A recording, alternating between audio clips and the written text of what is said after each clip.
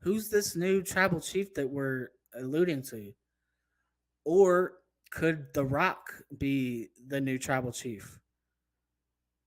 Right now, it kind of seems like, uh, especially after watching tonight, not to jump ahead, it kind of seems like Solo Sikoa is taking that role of maybe he thinks he's the tribal chief.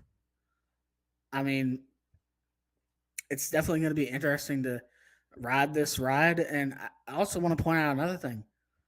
I was watching a TikTok video recently, um, within this past week, I believe, uh, or last week at some point, and they talked about how uh, the fact that Tomatonga debuting,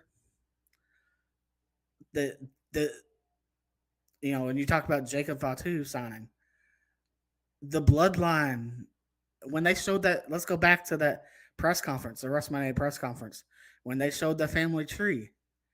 That family tree, the Anoa'i family and the Maivia family, the bloodline is legit. It's generational.